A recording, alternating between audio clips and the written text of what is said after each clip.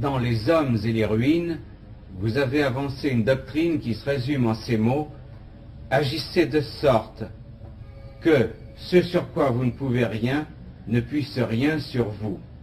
Et aussi, chevaucher le tigre. Voulez-vous nous expliquer cette doctrine? Eh bien, il y a là, je me permets de le dire, une petite confusion. Parce qu'il s'agit de deux livres très différents. L'un s'appelle Les hommes et les ruines.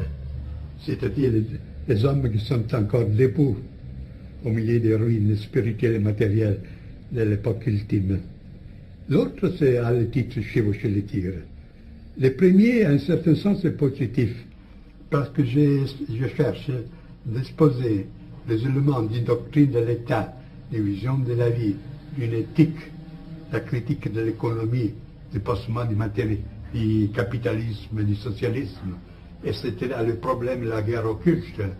Et c'était jusqu'à arriver à un chapitre final qui s'appelle l'Europe, son unité et ses conditions, où je pose les problèmes et je cherche de les résoudre selon un point de vue naturellement traditionnel. Alors ce livre a été écrit, maintenant il paraît en 3e édition, il a été écrit il y a 12 ans, dans le but de servir des points de repère pour un groupement des droits italiens. Il est inutile de remarquer, de souligner que lorsque je parle des droites, je ne parle point du tout de la droite économique, qui pour moi est une subversion telle comme le marxisme et l'autre. Il s'agit d'une droite politique aristocratique, si vous voulez, comme vous pouvez la concevoir, Metternich, Bismarck, ou si vous voulez, Borra, dans un certain sens. Alors il devait servir comme point de repère pour cette action, pour ce groupement, comme base idéologique pour ce groupement. Et je peux dire qu'après la guerre, celui-ci a été le premier livre, l'unique livre qui a exposé d'une manière systématique une doctrine antidémocratique, une doctrine aussi antisocialiste, etc. C'est l'unique chose qui existe. Maintenant, je cherche à le faire paraître en France. J'ai fait des tentatives. Et je pense que ce serait bien aussi parce on m'a dit qu'il y a assez de forces qui cherchent une orientation plus précise dans ce sens. Et chevaucher le tigre. Bien. Et chevaucher le tigre. Chevaucher le tigre, c'était bien. Tandis que le premier livre a une intention positive, le point de repère pour une reconstruction, bien que hypothétique et utopique étant donné le temps. Le deuxième livre a une orientation, a une prédisposition négative.